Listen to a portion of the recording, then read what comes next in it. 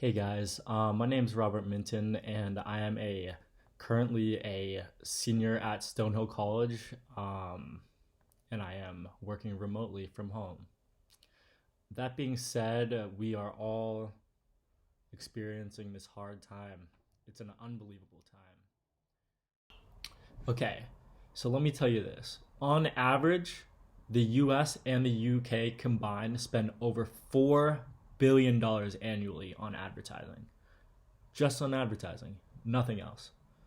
And to give you some perspective, a country in Africa, the Central African Republic, their gross domestic product sales, or how much they export, is only $3.1 billion. So the US spends over $900 million more on advertising than this country does on all of their exports, which is an insane fact.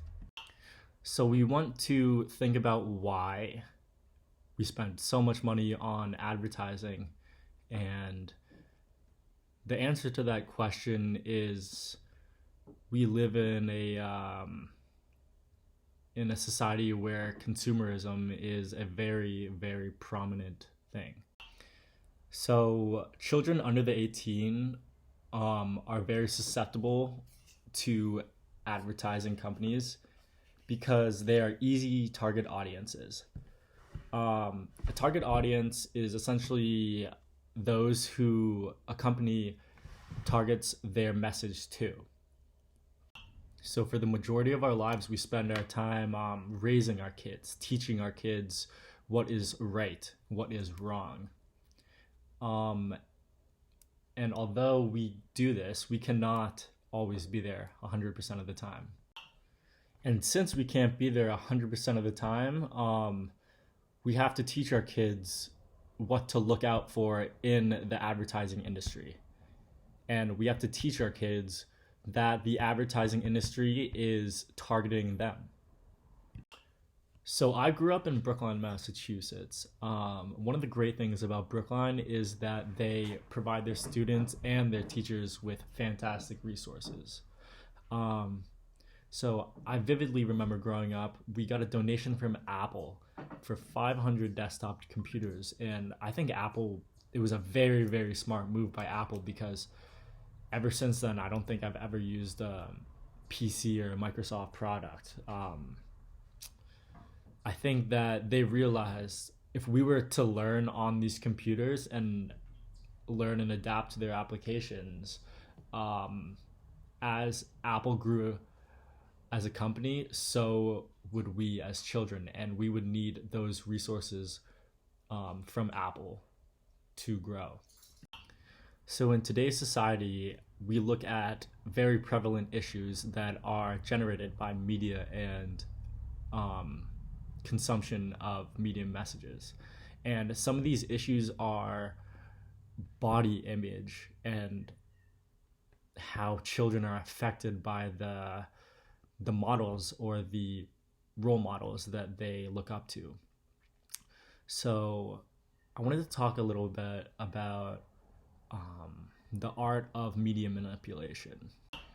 In the past, many, many, many companies have been scrutinized for using photoshopped and doctoring pictures to portray a female body as just the most slender, the most skinniest, beautiful woman. But that's not what we as a society are.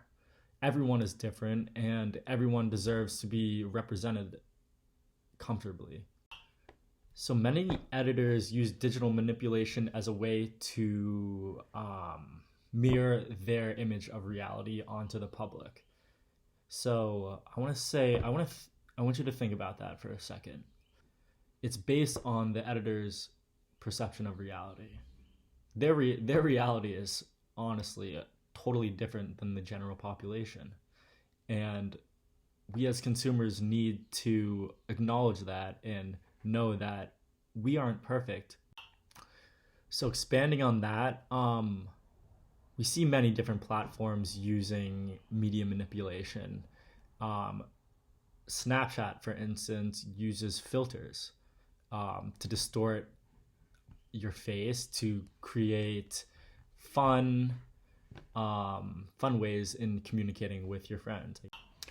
So we know companies use strategies such as using Snapchat filters to market towards individuals. I like a great example I would like to use is the Old Spice ads on Snapchat filters, where you can hold down on the screen, and the front camera on your phone will analyze your face and then put it into the face of the Old Spice guy who's riding a horse. And obviously that's fun. We like to send it to our friends and stuff, but we don't think about how that impacts us.